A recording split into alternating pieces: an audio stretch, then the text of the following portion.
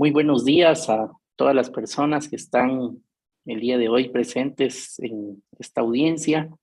Doy por inaugurada esta audiencia número 9 del 183 periodo ordinario de sesiones de la CIDH, que lleva por título Situación de los Derechos Humanos de Personas Haitianas en Movilidad Humana en la región, y que fue solicitada por un conjunto de 96 organizaciones de la sociedad civil. Mi nombre es Estuardo Ralón, soy primer vicepresidente de la Comisión Interamericana de Derechos Humanos y relator para Haití. Y el día de hoy me acompaña la segunda vicepresidenta, la comisionada Margaret May Macaulay, y los comisionados Joel Hernández, quien es relator sobre los derechos de las personas migrantes, y la comisionada Roberta Clark. Asimismo, se encuentran presentes la secretaria ejecutiva adjunta para monitoreo, María Claudia Pulido, y la relatora especial de Derechos Económicos, Sociales, Culturales y Ambientales, Soledad García Muñoz. Inicio con un cordial saludo para todas las personas que hoy nos están acompañando por parte de la sociedad civil, y muy rápidamente quisiera explicarles la distribución del tiempo. En esta audiencia habrá un espacio inicial de 30 minutos para que la sociedad civil nos haga llegar los comentarios que tiene al respecto de este tema. Posteriormente, tendremos 30 minutos para que la Comisión Interamericana pueda reaccionar a sus intervenciones, también para hacer algunas preguntas. Y en la parte final de la audiencia de 30 minutos tendremos comentarios de la sociedad civil y el cierre por parte de la Comisión.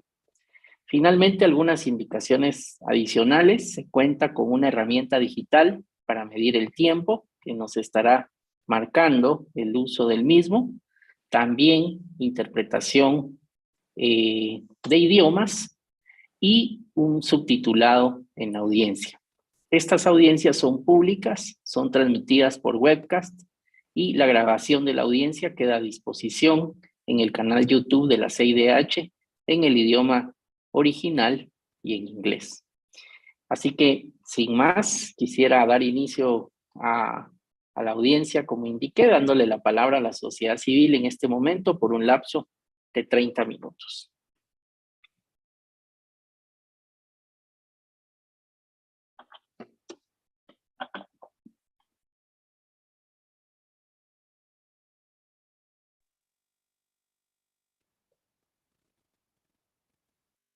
Vemos la presentación, pero no les escuchamos.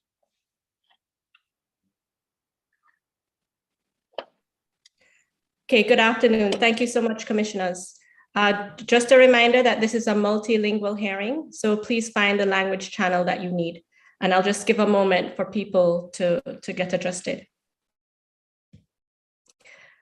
Okay, my name is Melanie Aline. I'm the founder of Freedom Imaginaries in Jamaica, and I'll be presenting in English. I'm joined by Léo Bien-Aimé from the Haitian organization Centre de Réflexion et de Recherche sur la Migration et l'Environnement, Gerline Joseph from Haitian Bridge Alliance, Pascal Solage from Neige Maman and Nupap Domi, representatives from the Haiti Support Group, Myrta Desulme, Danuta Radzik, and Charlene Wilkinson, and others, and Mondi Methodus, a Haitian journalist and refugee. We are honored to participate in this hearing on the situation of human rights of Haitian people in human mobility in the region. The timeliness of this hearing cannot be overstated. In the past year, there has been an intensification in the migration of Haitians across the Americas in conditions of danger and extreme violence. Some of these Haitians are fleeing the significant political turmoil and natural disasters in Haiti in 2021. However, many are part of a generation of Haitians who migrated after the 2010 earthquake to states such as Brazil and Chile, and who are moving further north as conditions in these countries become increasingly inhospitable. In response to these movements, states across the Americas have initiated brutal measures of repression and deterrence to discourage new arrivals of Haitian migrants.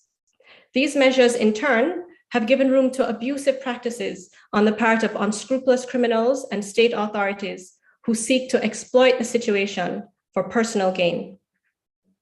In this context, the purpose of this hearing is to provide testimony about the escalating cycle of migration-related abuses and torture that Haitians face on their long and harrowing journey across the Americas.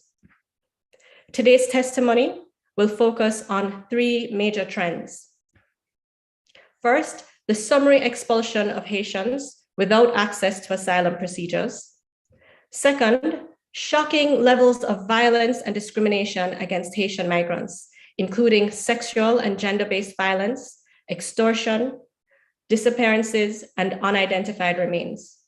And third, criminalization and detention of Haitian migrants in deplorable and inhumane conditions. These issues are not isolated. Rather, they are structural and take place within a context of anti-Black racism that normalizes the persecution of Black migrants in every corner of the world, from the United States to Ukraine. These issues are also intersectional, since Haitian women and girls are particularly vulnerable to egregious violations of their human rights. So before addressing these themes, I now hand over to Leo Bien-Aimé, who will describe the structural context shaping mobility in the region, and he will present his speech in French. Léo? Merci Maëlénie. Bonjour, je vais présenter sur la violence et la crise politique comme facteur essentiel de l'émigration des Haïtiens et Haïtiennes.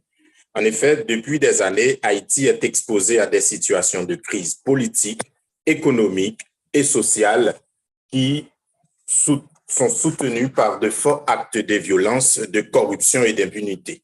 Les institutions démocratiques et le système judiciaire sont à genoux. La violation systématique des droits humains, la multiplication des gangs armés, le viol, le kidnapping, les massacres en série constituent les calamités auxquelles la société haïtienne est en proie. L'assassinat de l'ex-président Jovenel Moïse le 7 juillet 2021 est également un élément majeur qui renforce la crise, sans compter le séisme du 14 août 2021, suivi du cyclone Grace qui ont dévasté la péninsule sud d'Haïti. Dans cet ordre d'idées, depuis le 1er juin 2021, des citoyennes et citoyens haïtiens se sont déplacés en fuyant les affrontements violents entre gangs rivaux qui sévissent à Martissan et Fontamara. En ce sens, l'UNICEF dénombre 1089 personnes sont logées au centre sportif de Carrefour. Parmi elles, 446 enfants et 582 femmes et filles qui vivent dans des conditions très précaires. L'ensemble de ces facteurs occasionne l'émigration accélérée des Haïtiens et Haïtiennes vers des pays de l'Amérique latine et des Caraïbes dans des conditions effroyables et suicidaires. Comme le montre l'image sur votre écran, les principales routes migratoires s'étendent à travers l'Amérique du Sud, depuis le Brésil, le Chili et la Guyane, où les migrants entrent et partent avant de transiter à travers le continent vers le nord. Les flux migratoires passent par le Venezuela et la Colombie ou par le corridor andin, traversant le perfide Darien Gap vers l'Amérique centrale, le Mexique et les États-Unis. Selon l'Organisation internationale des migrations, la migration irrégulière à travers les Amériques, principalement vers les États-Unis et le Mexique, a considérablement augmenté.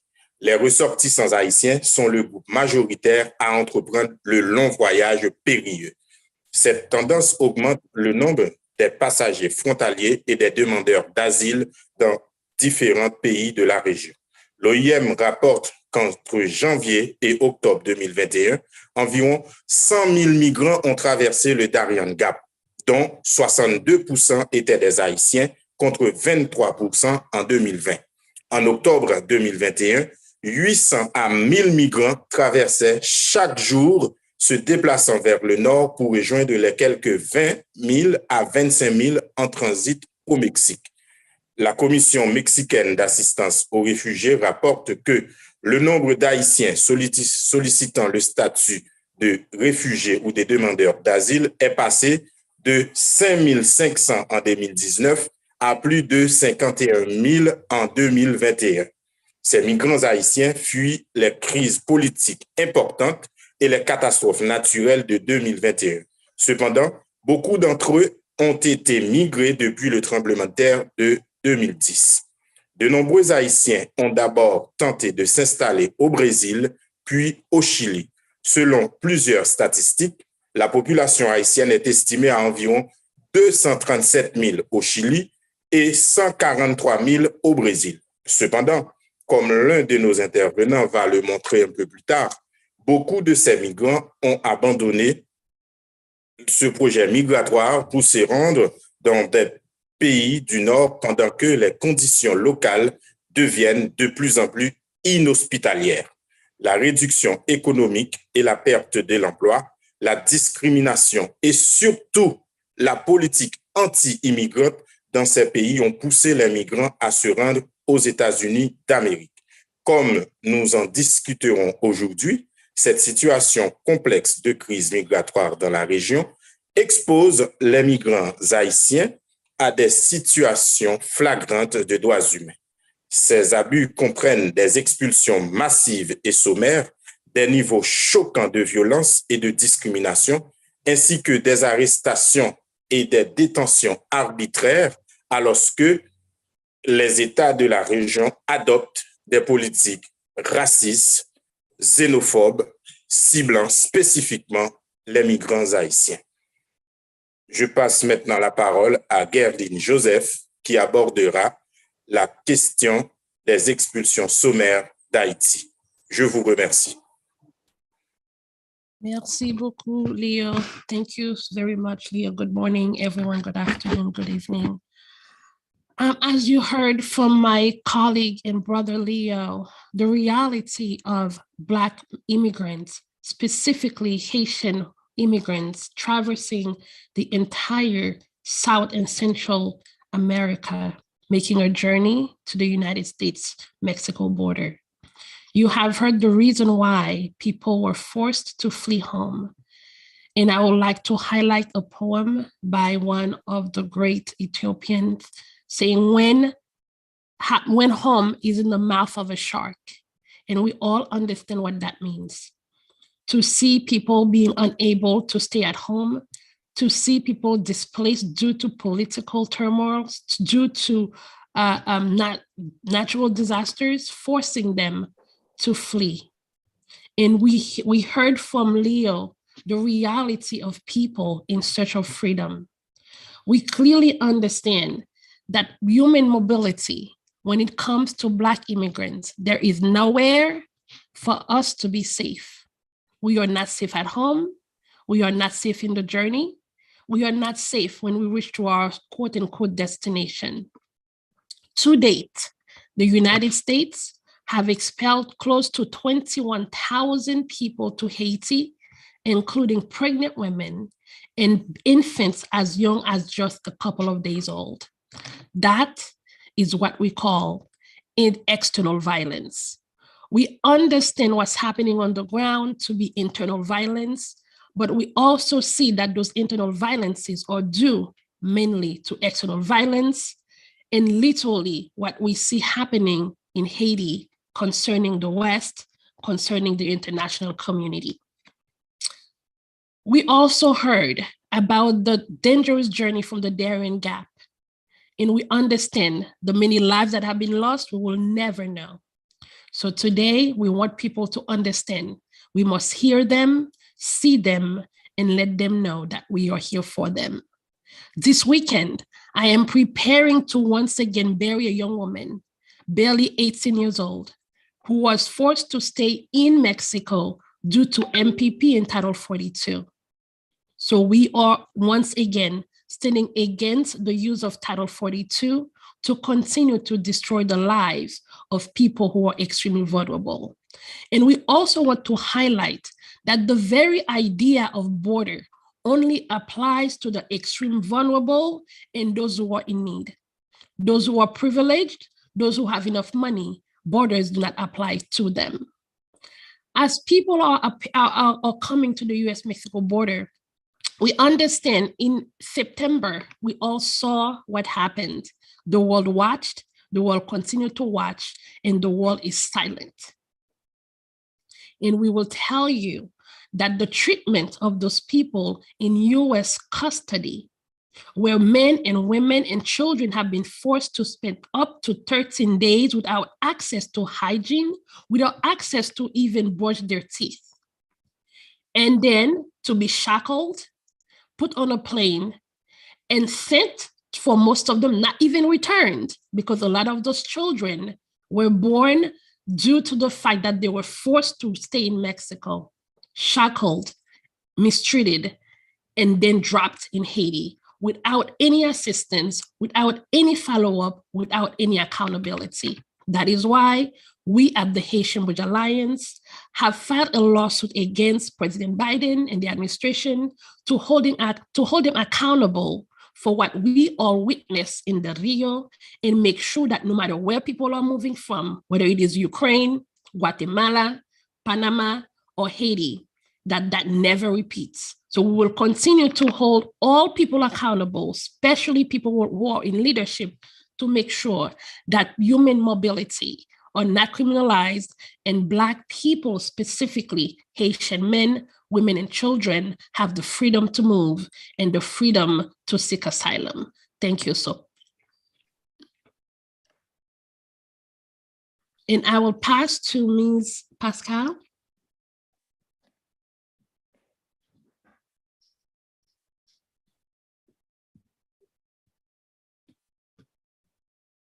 Bonjour, merci Gerline. Je vais maintenant aborder la question de la violence et de la discrimination. Les migrants et migrantes haïtiens qui font le terrifiant voyage à travers les Amériques vivent des situations de violence et de discrimination extrêmes. Ils sont victimes d'attaques brutales, de disparitions, d'abus sexuels, de trafic d'êtres humains, ainsi qu'un usage excessif de la force au cours des opérations d'immigration.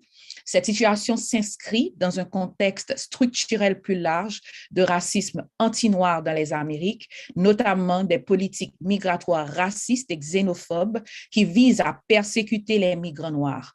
Les femmes et les filles haïtiennes en situation de mobilité humaine sont particulièrement vulnérables en raison des formes de discrimination croisées auxquelles elles sont confrontées en tant que migrantes haïtiennes noires.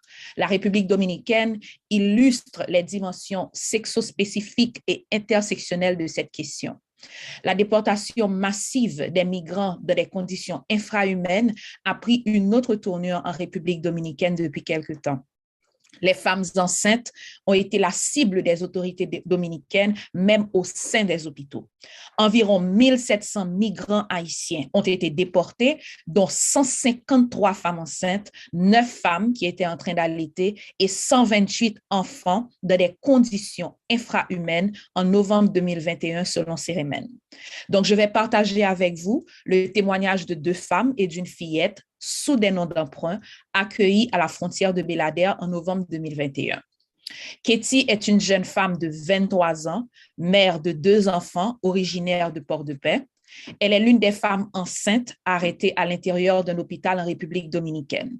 Elle a décrit les péripéties et les violences subies lors de son arrestation. Elle a témoigné. Les agents de l'immigration m'ont arrêté le 9 novembre à 6h30 du matin dans un hôpital. Après mon arrestation, ils ont visité plusieurs autres hôpitaux pour trouver d'autres femmes haïtiennes. Je suis arrivée à Ayana à 2h de l'après-midi. Je n'avais rien mangé de toute la journée. On nous a servi de la nourriture de mauvaise qualité, mais à 7h du soir. Les conditions sanitaires étaient déplorables. J'ai dormi à même le sol. Le lendemain, ils nous ont amenés à la frontière. Il faisait chaud, nous avions soif, il n'y avait pas de toilette pour nous soulager. Moi, je portais un bébé et j'étais au bord de l'évanouissement. Pamela, une autre jeune femme, vit depuis 3 ans en République dominicaine. Elle a 23 ans. Elle est originaire des Gonaïves. Elle faisait du commerce informel en République dominicaine. Elle est partie pour avoir de meilleures conditions de vie. Comme l'a dit Gerline, notre pays vraiment n'arrive pas à nous offrir la sécurité et de bonnes conditions de vie. Elle n'avait pas de statut légal. Elle a été déportée le 9 novembre. Elle a été arrêtée à l'intérieur d'un hôpital comme beaucoup d'autres femmes enceintes. Elle était enceinte de 7 mois. Elle raconte, à 6h du matin, ils m'ont arrêtée à l'hôpital. Au moment de la déportation, nous étions 60 femmes enceintes dans un autobus encadré de fer. Certaines d'entre elles ont vomi pendant tout le trajet car les routes étaient chaotiques et les chauffeurs conduisaient sans ménagement. Nous étions en train de crier et de pleurer et les chauffeurs nous injuriaient. En juillet 2021, Cérémen a accueilli une mineure de 15 ans, une fillette. Elle a témoigné qu'un militaire dominicain l'avait violée durant le trajet pour la déporter vers Haïti. Les mineurs sont déportés dans des conditions infrahumaines sans aucune considération pour leur âge.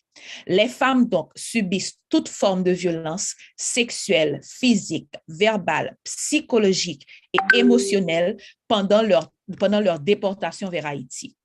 Les conditions de détention et de déportation des migrants en République dominicaine ne respectent en rien les conditions de respect des droits humains et de la dignité humaine, principalement les femmes, sans oublier les femmes enceintes. Je cède maintenant la parole à Staël Achille, qui va nous parler de son expérience de la discrimination et de la violence au Brésil, puis de son voyage à travers le fossé de Darien au Panama. Merci beaucoup. Thank you, Pascal. Good morning, commissioners. Good morning, everyone. My name is Myrta Desulme. I will be speaking in English. I'm speaking on behalf of Staël Achille, who is a Haitian refugee who is having some health problems due to the aggressions that he encountered on his journey. Staël Achille fled Haiti in 2016 and traveled to Brazil because his life was threatened due to political persecution.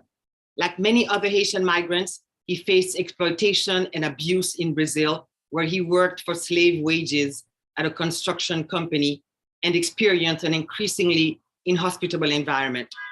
In August 2021, Staël began his travel from Brazil on the same day as a caravan of 14,000 migrants, including 150 Haitians.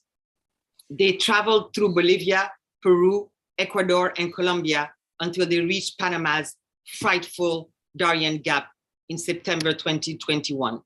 The group had gotten separated because they had to use different boats to cross 162 rivers. There were about 55 Haitians left in Staël's group. They traveled for 45 days and walked for 7 days from Colombia to Panama.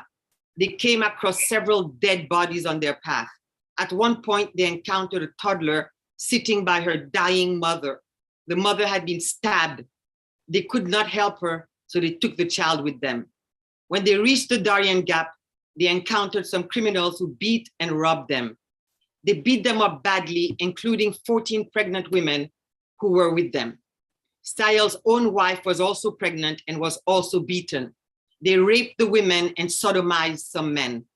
Right before the migrants' very eyes, they raped an 11-year-old girl and murdered 3 Haitians who had refused to give up their money. Staël also watched as 14 men raped 1 woman. When they finally arrived at the Panamanian military base, they thought that they were finally going to take a breather and find some protection at long last. They met another group of migrants who told them that they had also encountered the bandits, who had killed 7 of them, 5 Venezuelans and 2 Haitians. At around 7 in the evening, the soldiers came out of the camp and told them that they would not be able to sleep where they had opened their tents because water ran through that area. They forced them to go and sleep in a banana plantation field where there were snakes. They said that they had to leave their belongings behind.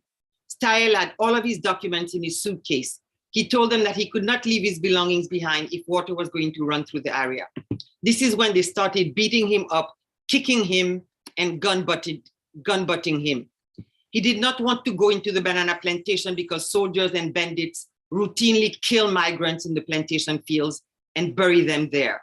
But they were forced to go and sleep there, even though it was raining. After the soldiers left, Staël remained on the ground, bloody, suffering, and in pain. The next morning, when they returned from the field to look for their tents, they saw that the soldiers had stolen everything. When they entered the military base to get their passes from the immigration office, they realized that the first bandits who had attacked them were soldiers who had taken off their uniforms. Due to the fact that the 11-year-old girl's mother tried to report the soldiers who had raped her daughter and stolen her phone to the military authorities, they came for her in the night and took her into the plantation field, and she was never seen again. When it was time for the migrants to take the boat to continue their journey, the soldiers demanded that everyone pay $15 in order to be allowed to get on the boat, even though they knew that they had no money because they had stolen it themselves. They then forced them to work as payment for the boat. Style is now in Costa Rica, fearing going any further due to the extreme brutality and deportations meted out to Haitian migrants in Mexico and the US border. As a result of the beatings, he is constantly spitting up blood, and his wife is also sick because due to the beatings, she had a miscarriage when she was 5 months pregnant. Doctors have told Stahel that his lungs have been severely damaged by the beatings. Neither Stahel nor his wife are fit to work, but even though he is in constant pain, he has still been forced to search for work. He has not been able to find any work or get any assistance for that matter. Well, thank you, Marta. Sorry, go ahead. I will now pass the floor to Mondi Metellus. Merci. Moi, c'est Metellus Mondi, réfugié politique haïtien qui vit en France. Sous acte menace, accusé tentative assassinat, te poussé me quitter le pays d'Haïti dans le mois octobre 2019. Pour même raison ça yo, moi t'ai obligé faire petit moins Modalisa Metellus qui a 14 ans, ak Marshall Metellus qui a 10 ans, qui te pays le 6 novembre 2020 pour aller Guyana. Rive Guyana, agent immigration paysan te souhaité un bon séjour et qui te aller normalement dans l'hôtel côté de descendre.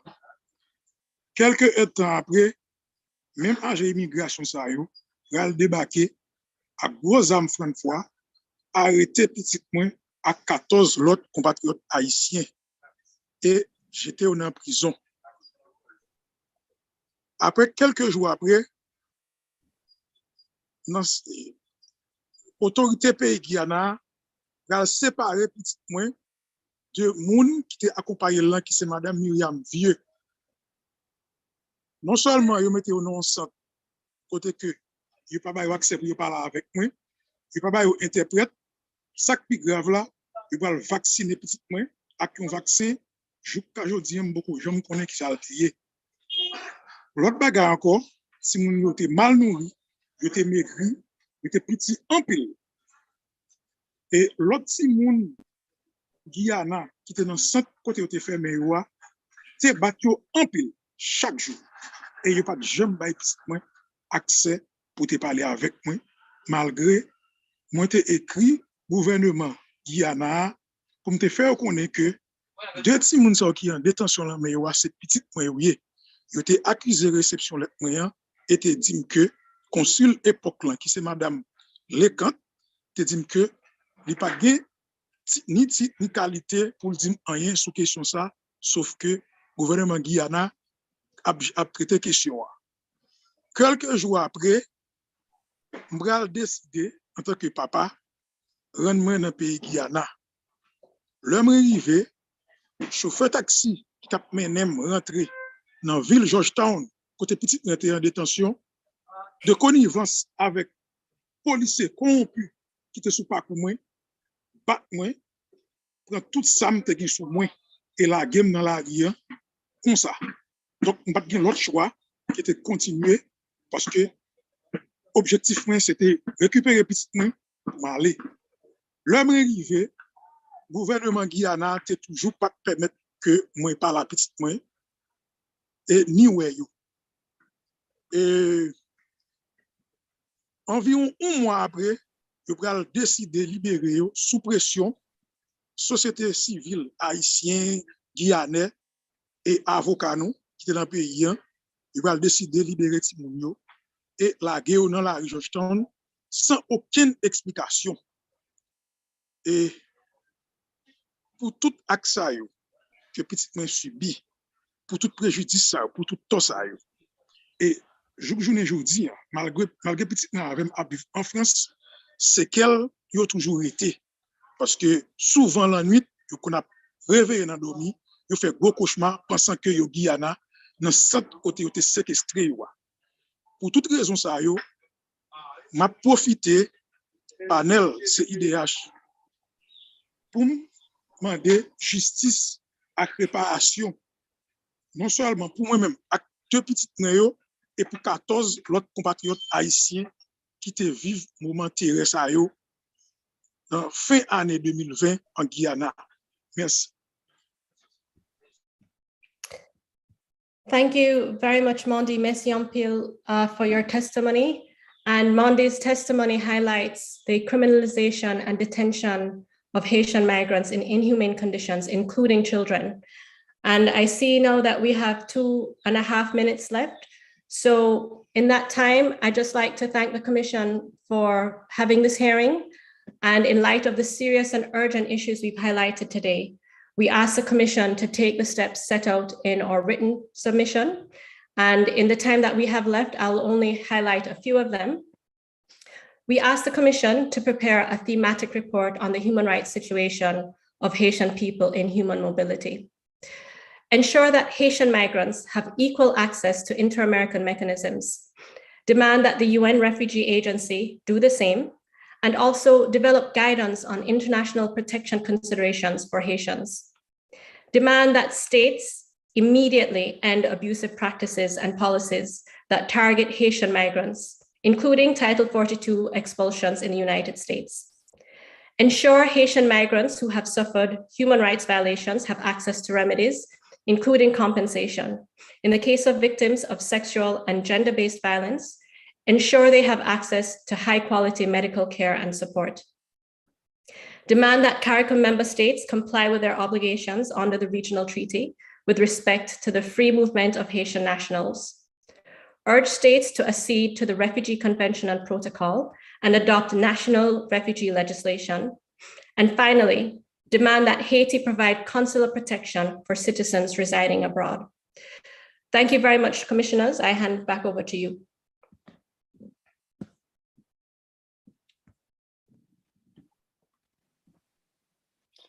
Muchas gracias. Muy amable. Voy a dar inicio entonces a los 30 minutos que tiene la comisión para hacer comentarios. En mi carácter de relator para Haití, haré uso inicialmente de la palabra.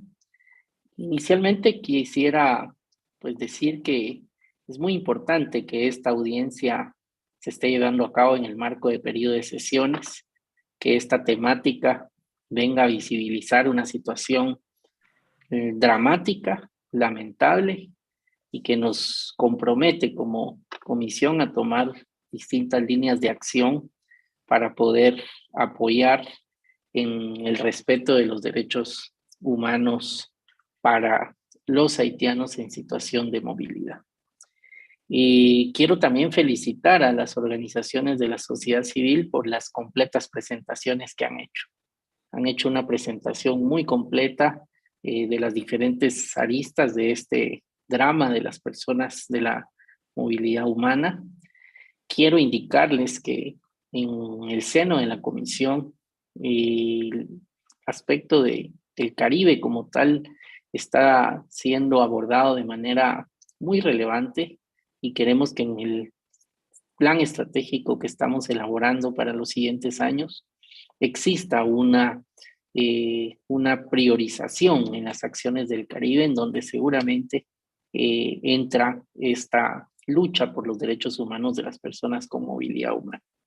Es un honor en la comisión contar también con 2 comisionadas del Caribe. Precisamente hoy nos acompaña la comisionada Margaret May Macaulay y la comisionada Roberta Clark, quienes sin duda alguna serán y enriquecerán nuestra labor en la comisión para poder abordar de manera correcta estos desafíos de derechos humanos en el Caribe. El día de hoy nos han manifestado ustedes temas relacionados a las expulsiones masivas, a la violencia, a la discriminación y a la criminalización y condiciones deplorables de detención. Y los ejemplos que han señalado específicamente en las expulsiones que se han dado con datos muy puntuales en Estados Unidos, 21,000 expulsiones. Vimos imágenes ahí de la patrulla, digamos, fronteriza que a caballo de un trato totalmente degradante en un incidente que hubo con personas de Haití y que oportunamente la comisión condenó y que condenamos este tipo de actitudes. También desgarradores testimonios de cómo en República Dominicana ha habido un objetivo específico a mujeres embarazadas, con algunos testimonios de jóvenes de 23 años sujetas a golpes, a situaciones muy difíciles, que también nos dan esa mirada en esta audiencia regional de que este trato cruel, discriminatorio, se da en distintos países, e igualmente el último testimonio relacionado a Guyana. Quiero decirles que nosotros estaremos visibilizando esta situación. Seguramente profundizará nuestro relator de personas en movilidad humana, el comisionado Joel Hernández, de las distintas líneas de acción en las cuales nosotros podemos colaborar. Y quiero decirles que estamos en total disposición y compromiso. Así como se terminaban esos minutos y nos hacían las peticiones finales, siéntanse ustedes en la confianza de hacérnoslas llegar, de tener un contacto fluido. Nosotros, al recibir este tipo de denuncias, de peticiones, cada vez que las recibimos es un compromiso de reaccionar en forma oportuna y adecuada. Entonces, lo que queremos es estar más cerca para poderles apoyar, y pueden hacernos las llegadas por escrito, y en los minutos que tendrán más adelante, si quieren detenerse en reflexionar o profundizar en una de esas peticiones, con mucho gusto también los escuchamos. Así que, sin más, voy a trasladar la palabra a la segunda vicepresidenta, a la comisionada Margaret May Macaulay.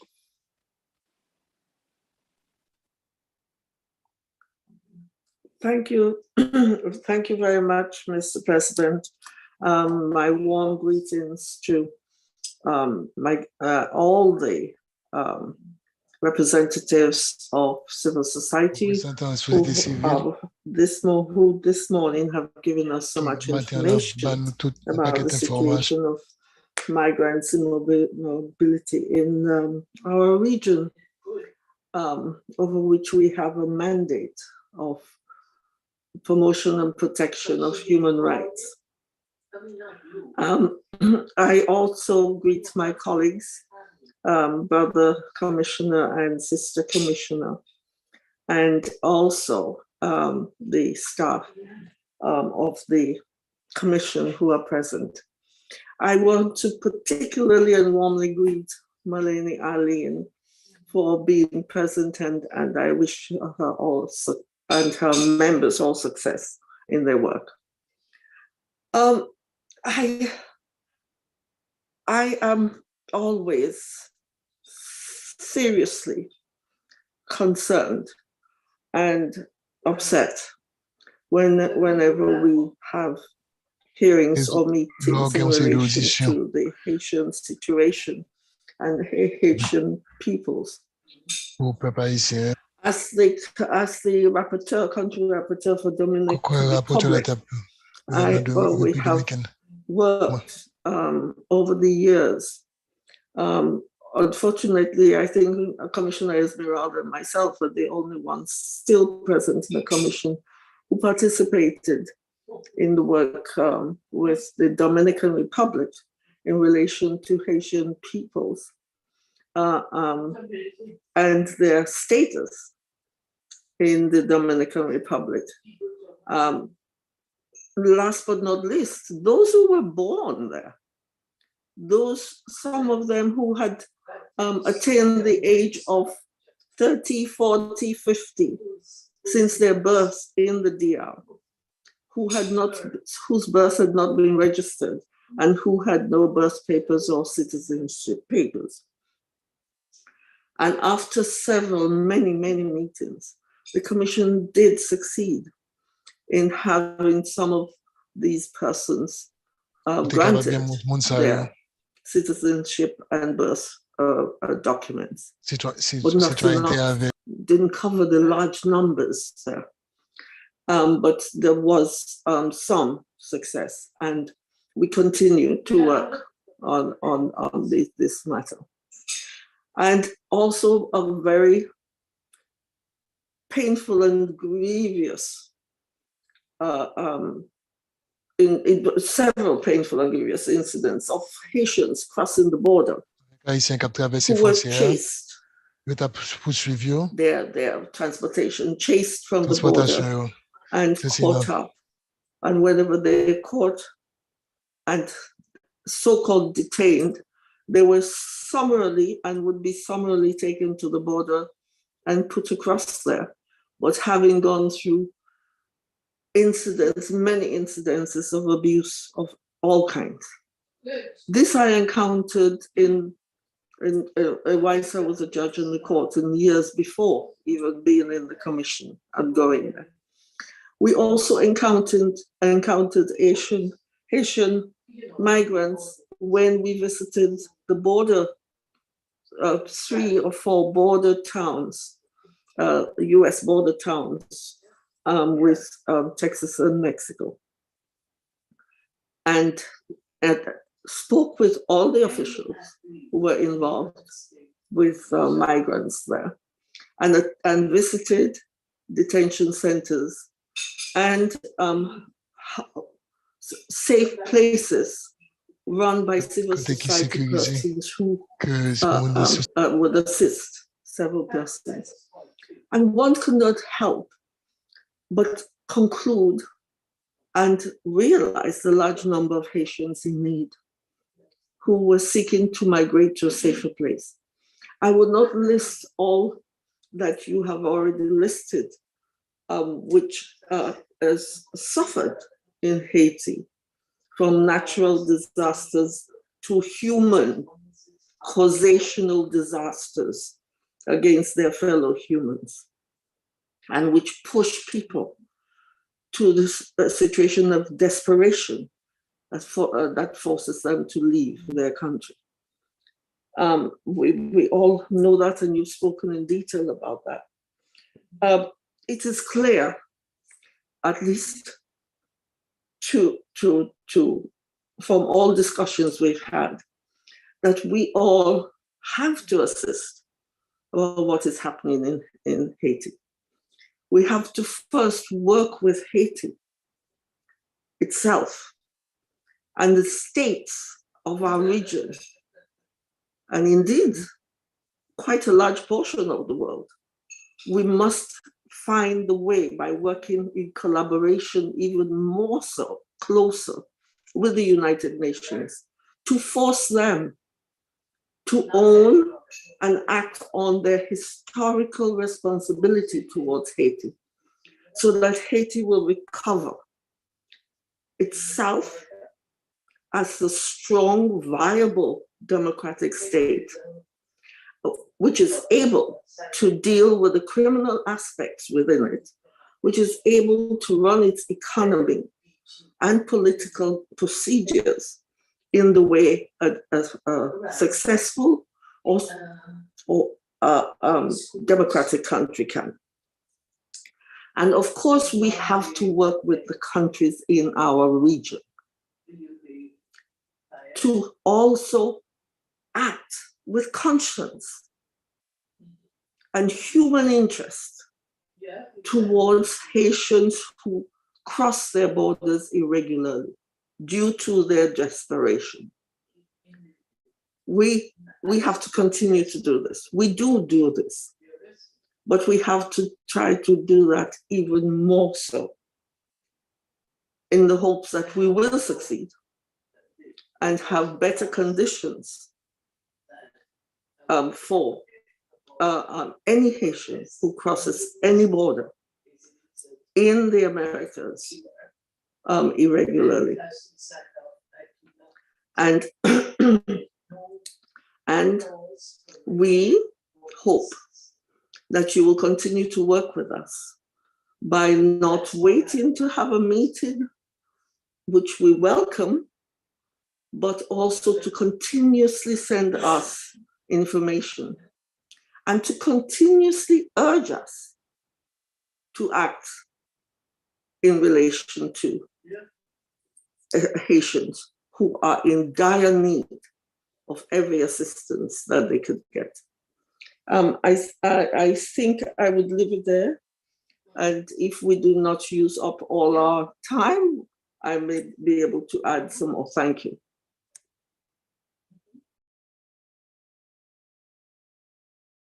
Muchas gracias, comisionada. Doy la palabra al comisionado Joel Hernández, nuestro relator para personas de movilidad.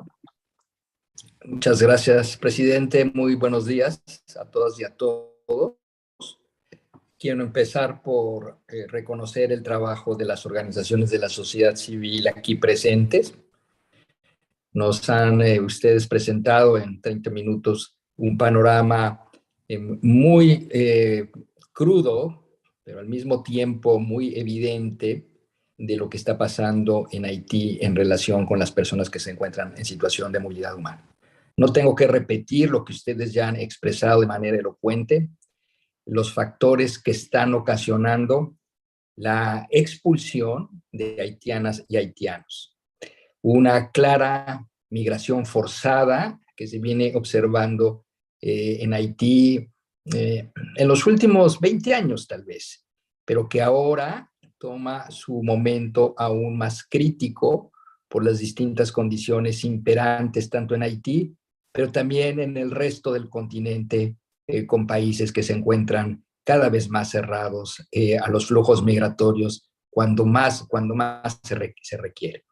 La crisis de migración haitiana es una crisis de 360 grados, porque empieza desde el propio Haití, en donde las condiciones sociales, económicas, de seguridad, de vulneración de derechos humanos obliga a la salida, pero también una crisis para aquellas personas que se encuentran en tránsito y que son totalmente vulnerables.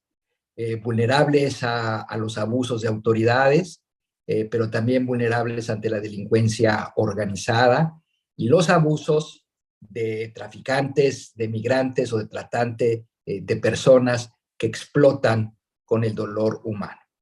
Pero más allá, es una crisis también del tránsito tan largo que ustedes realizan, este mapa que nos han mostrado, en donde prácticamente se recorre todo el continente, desde el Caribe hasta América del Sur, pasando por esta zona tan peligrosa que es el Estrecho de Darién, cruzando Centroamérica, cruzando México, con el objetivo final de llegar a Estados Unidos. Y luego, cuando se llega finalmente al país de destino, a su vez, sujetos a tratos degradantes, carentes de todo respeto a la dignidad humana, como estas imágenes de la policía fronteriza de Estados Unidos montada a caballo persiguiendo a personas haitianas, que nos hicieron recordar imágenes aberrantes del siglo XIX, principios del siglo XX, que pensábamos que no existían. Por eso digo que se trata de una crisis de movilidad humana de 360 grados. Los números que ustedes han presentado son evidentes. En un periodo corto, 20,000 personas retornadas, que agrava aún más esta situación de vulnerabilidad, porque a su vez el regreso de las personas haitianas a su país los pone una vez más en situaciones de vulnerabilidad, en un círculo de pobreza y de vulneración de derechos humanos permanente. ¿Qué es lo que la Comisión Interamericana tiene que hacer y qué es lo que la comunidad internacional debe de hacer? Esta es una pregunta que una y otra vez nos hacemos en el seno de la Comisión. Quiero empezar por señalar que esta audiencia es un primer paso en la dirección correcta. Me congratulo que se haya convocado a esta audiencia regional y que se haya logrado juntar aquí personas provenientes de distintos ángulos de trabajo de la sociedad civil. Qué bueno, inclusive, que podemos tener hoy una audiencia con interpretación al creol. Esta fue una demanda que nos hizo la sociedad civil cuando estuvimos en marzo del 2020 en Puerto Príncipe, poder llegar a más gente a través del uso de su propio idioma. Pero también la comisión ha venido atenta a la situación de migrantes haitianos. Y lo hemos venido haciendo a través de dos vertientes de nuestro trabajo. La primera, la más necesaria, la más inmediata, que es la de visibilización de la situación de las personas migrantes haitianas. Tenemos nosotros como una de nuestras atribuciones, conforme al artículo 43.1 de la Convención Americana, la de crear conciencia en el continente sobre la situación de derechos humanos. Y necesitamos hacer más para que haya plena conciencia en el continente sobre la situación de las personas migrantes en movilidad. Esta audiencia decía ya, esta es una primera medida de exposición en el sentido que se requiere avanzar. El segundo ángulo de nuestro trabajo tiene que ser la formulación de estándares interamericanos en materia migratoria, su desarrollo para aplicarlos a la situación concreta y, muy importante, la difusión que tenemos que hacer de estos estándares que son resultados de la evolución progresiva del derecho internacional de los derechos humanos. Ya en diciembre de 2019, la Comisión Interamericana adoptó los principios interamericanos de movilidad humana, que son nuestro punto de partida para todo trabajo de monitoreo de la situación migratoria.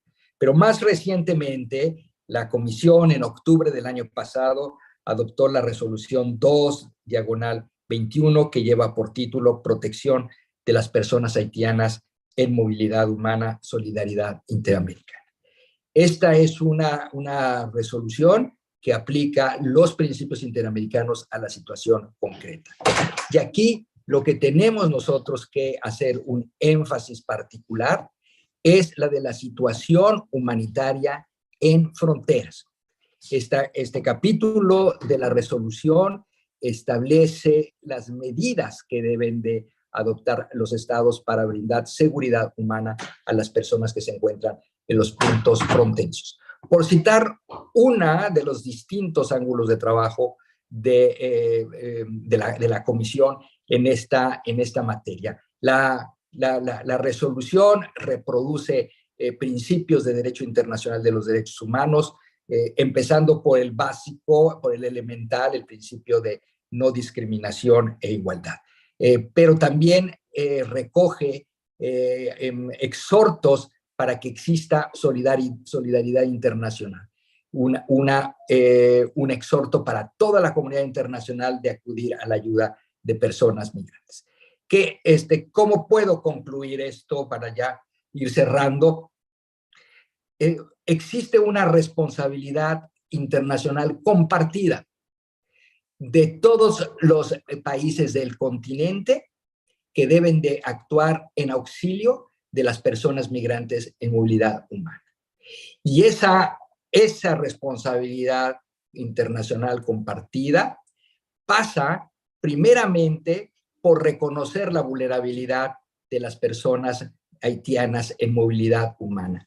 Y segundo, reconocer también el derecho que tienen a solicitar asilo cuando, como sucede en Haití, las personas se encuentran en su país de origen en situación de peligro, cuando su vida, su integridad personal se encuentran en riesgo, para que entonces prevalezca el principio de no devolución. Esto significa que los estados deben de adoptar procedimientos más expeditos para otorgar asilo, que tengan en cuenta la interseccionalidad y que de esta manera den un tratamiento reforzado para aquellas personas que se encuentran en una situación de mayor vulnerabilidad, como lo son las mujeres migrantes, como lo son las mujeres con niños que se encuentran en situación de movilidad humana. Aquí es donde creo que debe de haber una conciencia de todo el continente. Si se trata de una situación de vulnerabilidad de 360 grados, debe haber entonces una movilización de la comunidad internacional para atender la situación de las haitianas y los haitianos en este larguísimo trayecto migratorio que empieza huyendo de la pobreza, pero que busca llegar a un lugar con mejores condiciones para haitianas, haitianos y sus familias. Cierro aquí, señor presidente, con un compromiso que como comisión debemos de asumir, que es la de hacer más por visibilizar la situación de las personas migrantes haitianas y por movilizar a la comunidad internacional para que acuda a su auxilio. Muchas gracias, comisionado. Le traslado la palabra a la comisionada Roberta Clark. Thank you, President Arlon, and good morning, all representatives of civil society, as well as my Inter-American Commission colleagues. I want to thank you for your thoughtful analysis, for your description of the harms being experienced across in the migratory flows. It was very hard to listen to, but it has to be said, it has to be heard by many, many more people. So I welcome the opportunity of this dialogue, and also to use the voice of the Commission, my own voice, in amplifying some of what you've shared with us today. I think it's impossible to speak about Haiti without acknowledging the historical discrimination the Haitian peoples face, the reprisals that they have experienced since they had the courage and the daring to liberate themselves from slavery in the Haitian Revolution. And they've been experiencing since then, patterns of exploitation, extraction, oppression, and even indifference to the human suffering that this pattern has wrought. And so when we think about addressing the extreme abuses that have been experienced by Haitians in the context of human mobility, I think we have to start with thinking about how the Commission can have a role in sort of addressing the rule of law, governance breakdowns within democratic breakdowns within Haiti. I think it starts there because we do have to get to the cause of human mobility and the crisis of that. So I think that's one set of work which has to continue by the Commission, and of course by all the multilateral actors and by the Caribbean civil society and member states who are member states are not here, but civil society members who are here today. Two things were said by you, representing civil society, that will stay with me. One is that there's nowhere safe for Haitians, whether at home or along the journey or in the destination. And secondly, the idea of a border applies only to those who are discriminated against, the poor and the disprivileged. Ideas of borders don't apply to people with wealth and affluence and who are not, don't have those identities that attract discrimination and violence. I think these are two ideas that we have two conceptualizations that help us think through how systematic and structural the issues of abuse against Haitians are within their borders, but also outside of their borders as they move for refuge and safety and personal advancement. I think what you all have described around the abuses experienced by persons in the crossings or in the movement show quite clearly patterns of complicity between state and non-state actors, as well as extreme patterns of impunity for the harm suffered by Haitians. And so, the harms include forced disappearances, which have a very specific definition within the Inter-American human rights system. And what we have heard here is a pattern, including forced disappearances, where we have allegations of state actors colluding with non-state actors, bandit gangs, to harm Haitians in the course of movement. So I think that's something that we have to think about very seriously and think about how we address. I just want to end by saying, I've heard that the request, the 7 or 8 recommendations, strong recommendations made by civil society organizations here. And I want to assure you that we will be taking these recommendations into the strategic planning for the Inter-American Commission over the next 5 years. But certainly I think the idea of a thematic report is very important, and also using the voice of the Commission the voice and the analysis of the Commission to advance protection of Haitians and to end discriminatory practices for persons moving. I just want to end by saying the Inter-American Commission has elaborated very clearly the principles that are at work here. One principle being equality and non-discrimination. The second one, non-refoulement, including the prohibition of rejection at the border without a due process of hearing. Thirdly, no sanction for irregular entry or stay, so responding to the criminalization that you all have brought to our attention, and also the prohibition of collective expulsions, which of course itself is arbitrary and does not accord with the principle of the hearing to address persons who are seeking asylum, refuge, or refugee status. So I just want to thank you very much, and I turn it back over to you, Commissioner Rallon, for your chairing. Muchas gracias, comisionada. Quisiera hacer una pequeña modificación y poder usar 3 minutos que tenemos del cierre para usarlos en este momento y darle la palabra a nuestra relatora especial, Soledad García Muñoz, y poderle escuchar en esta audiencia. Así que le traslado la palabra por el lapso que queda de tiempo, más 3 minutos. Muchísimas gracias, presidente, por su generosa entrega de esos 3 minutos. Igual voy a tratar de ser muy breve porque ya la comisión realmente hizo los grandes puntos que están en el medio de esta audiencia. Quiero agradecer mucho también la oportunidad de compartir esta audiencia con la comisión y agradecer profundamente a la sociedad civil por sus informaciones que realmente dan cuenta de una tragedia humanitaria que está marcada por el racismo y también por la porofobia, por el temor y el odio a las personas que se ven obligadas a salir de sus países, forzadas no solo por la violencia, sino también por la pobreza, la desigualdad y, como muy bien lo han dicho, por los desastres naturales y el cambio climático que lamentablemente hará que cada vez sean más las personas que se vean forzadas a huir de sus hogares y especialmente en el Caribe.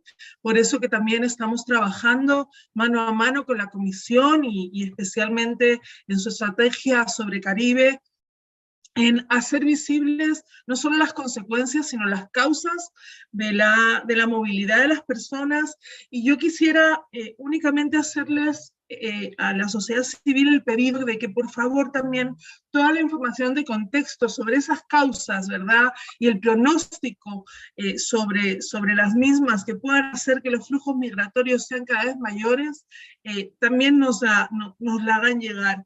Y únicamente también poner sobre la mesa que esta movilidad humana se está dando en un contexto de pandemia y por ende también sería muy importante recibir más información sobre cuál es el impacto de esa pandemia en el recorrido migratorio de las personas haitianas, tanto en relación con la atención a salud, con el acceso a las vacunas, etcétera, y poner una alarma también sobre la información que se refiere al trato a las mujeres embarazadas, a las violaciones sexuales, que obviamente atentan pues contra la salud y contra la vida de estas mujeres. Muchísimas gracias, comisionada. Muchas gracias, doctora, muy amable. Entramos a la parte final entonces de esta audiencia. Traslado a la sociedad civil nuevamente la palabra para sus comentarios, reacciones por un lapso de 25 minutos.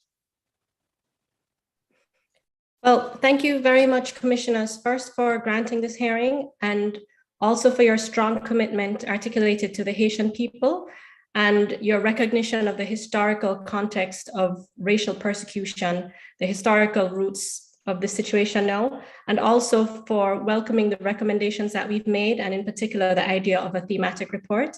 Thank you again, and we appreciate the platform to amplify these stories through the Inter-American Commission and its various platforms. Since there were no specific questions, we're just going to make some additional comments on and provide updates on specific situations. So I will now hand over to Gerline Joseph from the Haitian Bridge Alliance, who will provide an update on the recent arrivals by boat and what's happening on that front, arrivals by Haitians. So Gerline? Thank you so very much. And thank you for your comments, and thank you for really allowing us to share and we receive, and we are really hoping and looking forward to continue working with you to make sure that all people are protected, especially people who are migrating from Haiti, traversing all the different countries, understanding that anti-Black racism is not a US phenomenon. It's a space that we see and we acknowledge that exists throughout the world, throughout South and Central America. So we are asking, as people are traversing and passing through countries in South and Central America, that they are too protected, provided protection, provided support, and treated as human beings. I want to highlight that since the assassination of President Jovenel Moïse, that was followed by the earthquake and then the storm that really pushed people out of the South, we saw an increased number of people taking the dangerous voyage via boats to Florida. Last week, 9 children died near Puerto Rico, and it is heartbreaking to see how the United States responded by simply returning the survivors to Haiti. Over 500 people have already been returned to Haiti from the United States. And those who have not yet been returned, we understand, are still in CBP custody or ICE detention centers, where they are unable to have access to legal protection and access to community support. We also see that people are being deported and expelled from Cuba, from the Bahamas, many different French Antilles, and we are seeing that there is, again, no protection, no matter where Haitians find themselves, and piggyback on the reality of the historical context of Haiti, that Haiti should not have existed. The very idea of Haiti is unacceptable. The very existence of us as a people is unacceptable. And we do understand that is a major factor on how the world responds to Haitian migration, and how both internal violence and external violence continue to be a major factor as well.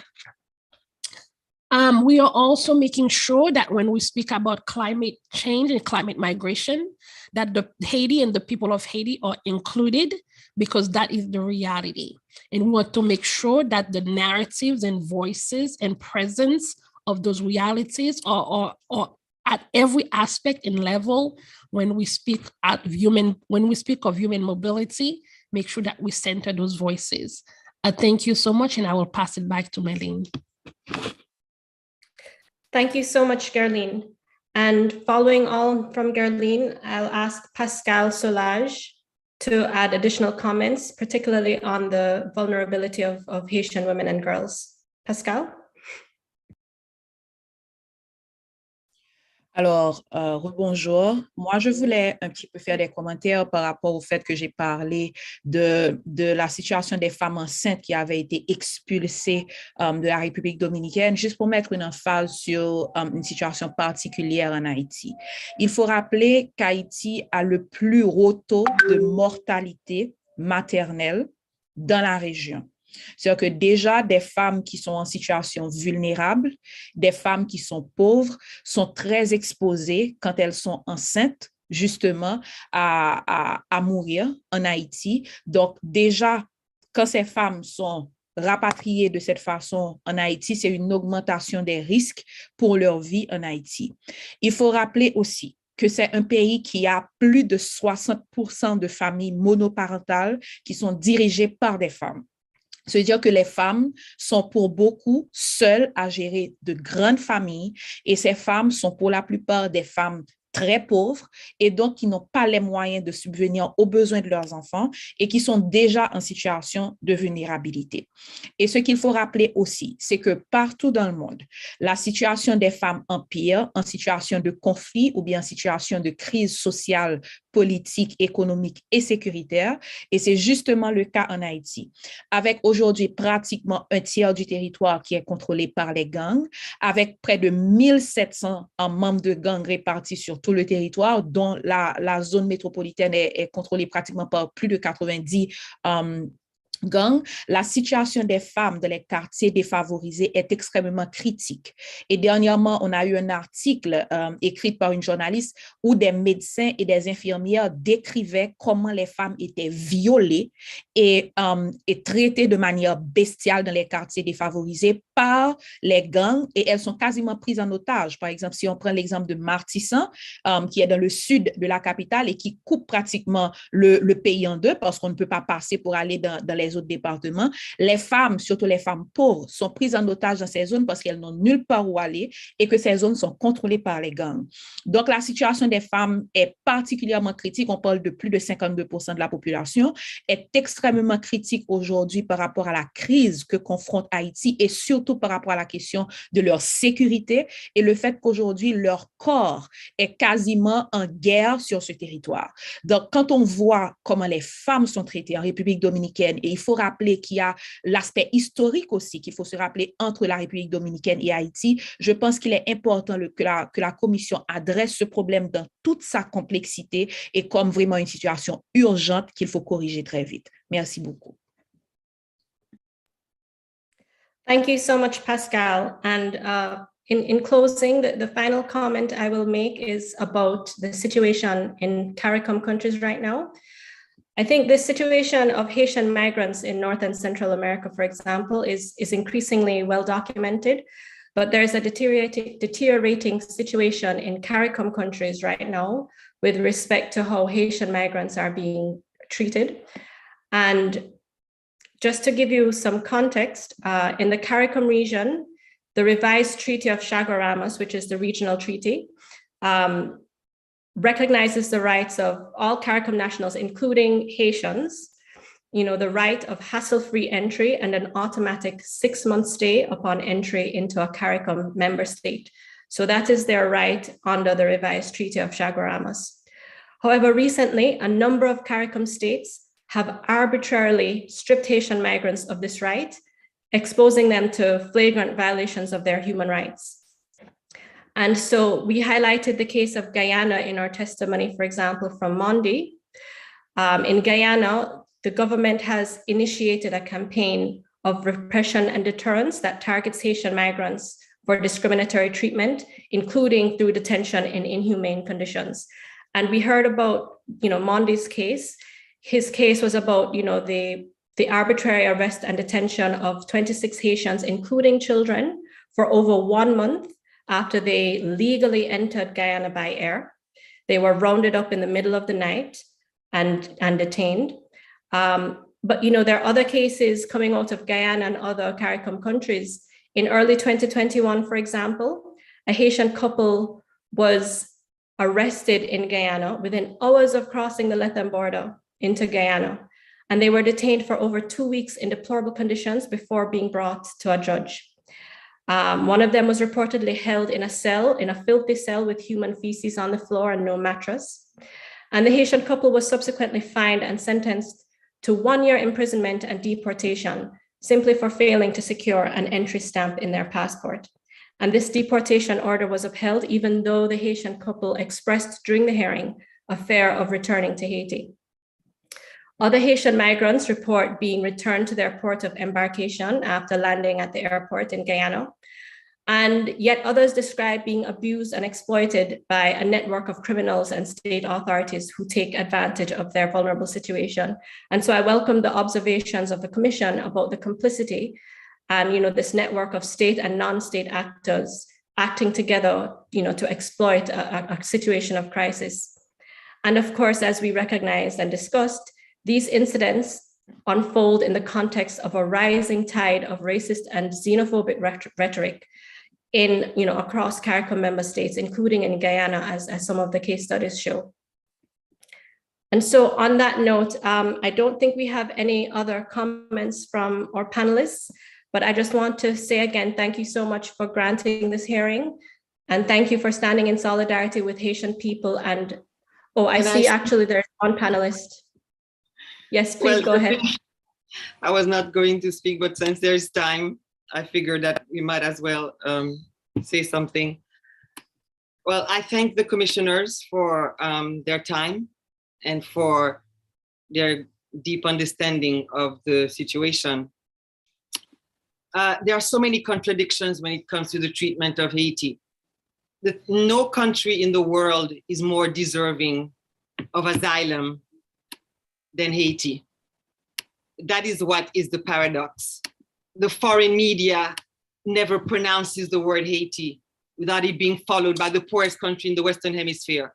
Haiti is defined by catastrophe, political instability, chaos, violence, natural and human-made disasters in the Western media. But there is no catastrophe egregious enough to warrant the slightest bit of compassion for Haitian migrants, for them to be even treated as human beings.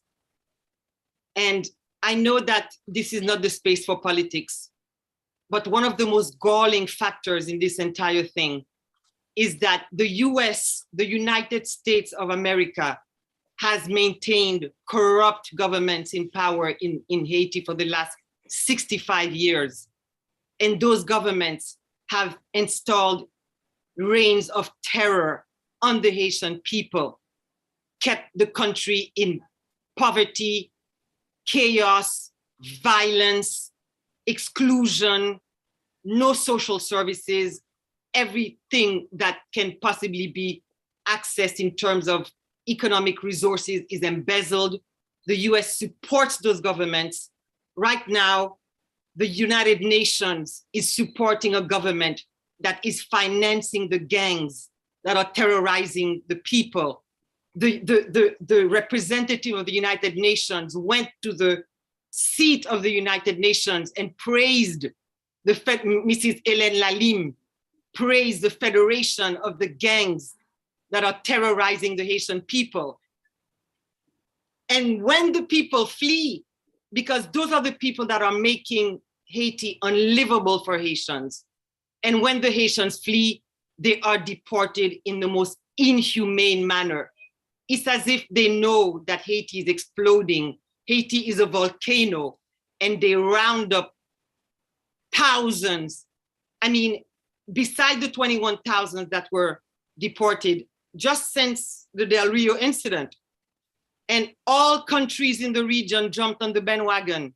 Bahamas, Dominican Republic, Cuba, everybody jumped on the bandwagon. It's as if it was a green light to abuse and deport Haitians. And as one commissioner recognized, a lot of these Haitians have been living in those countries for decades, living their lives, earning, being useful contributors to society, and they're just rounded up on the street, thrown in the back of pickups. Their families don't know what happened to them. They cannot even make a phone call, and they're deported into a situation that everyone knows is unlivable, is an exploding volcano. And the worse the situation gets in Haiti is the more the deportations happen in the more inhumane and cruel manner. And the commissioner,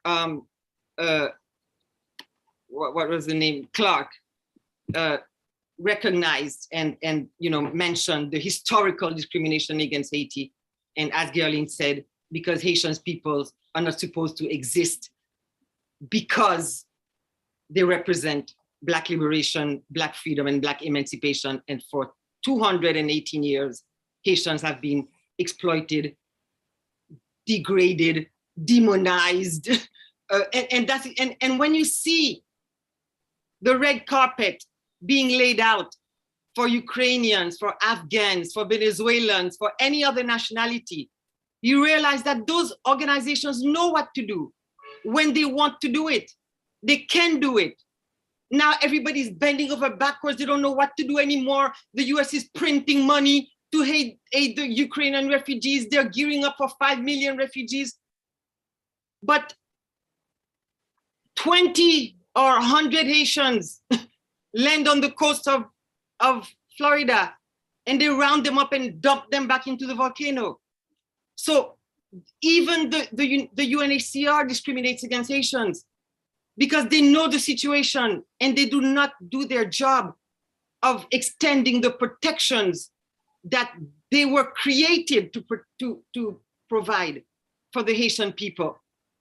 So the discrimination, I will even say the hatred, because I don't know where it comes from, but it's almost like a hatred of Haitian people, is so blatant and cruel.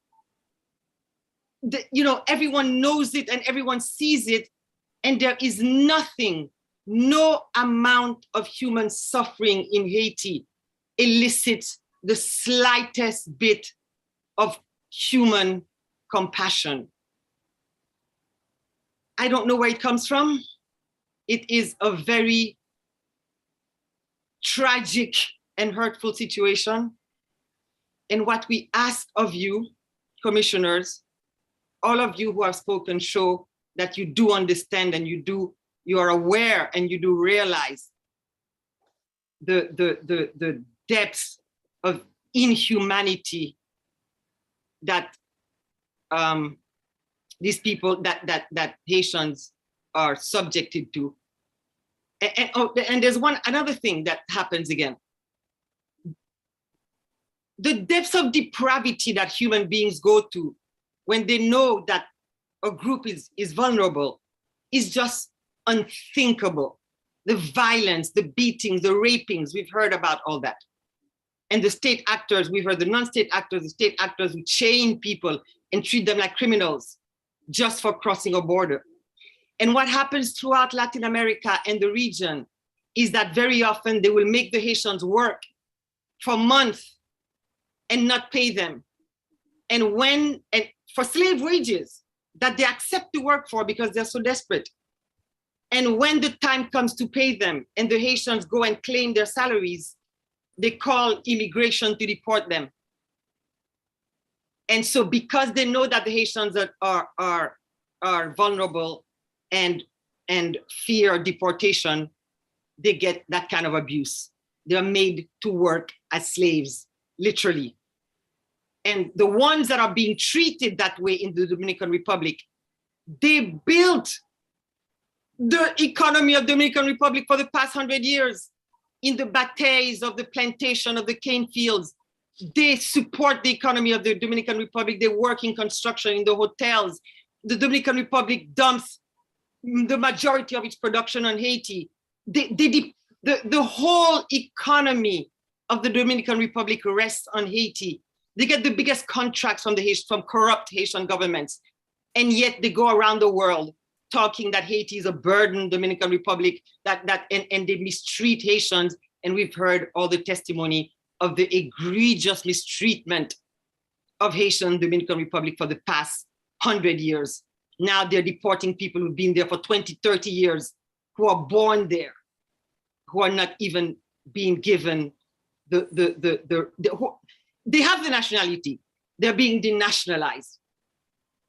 And the last word I want to say is that I've been watching the news in Ukraine, and the image of the pregnant woman whose building was bombarded and who was taken out on a stretcher has become the emblematic image of the world, that I'm sure that image is going to win prizes throughout the decades, because people are so outraged that a pregnant woman suffered from a bombing in Ukraine. And that has been on the cover of every newspaper and every magazine. But the thousands of pregnant Haitian women who are being treated like animals, pulled out of hospital beds, thrown in the back of pickup trucks, beaten, insulted, made to sleep on the floor with feces and thrown over the border like garbage doesn't elicit the slightest reaction. No one bats an eyelash at the suffering of Haitian people. So you are our last hope for a modicum of humanity to be shown to the Haitian people. Thank you for your time. And thank you for your understanding. Muy bien, muchas gracias. Agradecemos su participación. Y la comisionada Clark me había pedido la palabra, así que le concedo el uso de la palabra. ¿No? Thank you, Commissioner. I don't think we have time. I just maybe make a comment and maybe for the colleagues to think about it. I was wondering in relation to CARICOM countries, whether or not the civil society organizations had considered going to the CCJ for some guidance on the revised Treaty of Chaguaramas and its interpretation. Just a question. The short answer is yes, and we will update you on those actions, perhaps in future correspondence.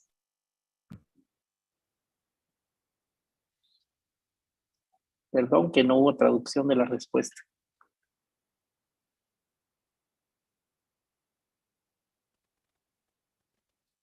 No sé si el audio funciona, pero no hubo traducción de la respuesta. Oh, okay, let me try again. Let me say it again to see if the translation works. The short answer is yes, and that we will update the Commission on the actions that are being taken when we're able to speak about them. Muchas gracias. Pues muchísimas gracias. Hemos llegado justo al tiempo de esta audiencia. Quiero reiterar el agradecimiento por su participación, por la valiosa información. Es una realidad dramática que lo que genera en nosotros es un enorme compromiso de estar a la altura de las circunstancias y poder trabajar no solo en visibilizar, sino en incidir en las diferentes líneas de acción y decisiones que permitan que el trato a los migrantes de Haití pase de ser un trato cruel, deplorable, a respetar la dignidad de toda persona. Y ese compromiso es un compromiso de la Comisión Interamericana y de todo su equipo. Así que muchísimas gracias y doy por cerrada esta audiencia. Hasta luego.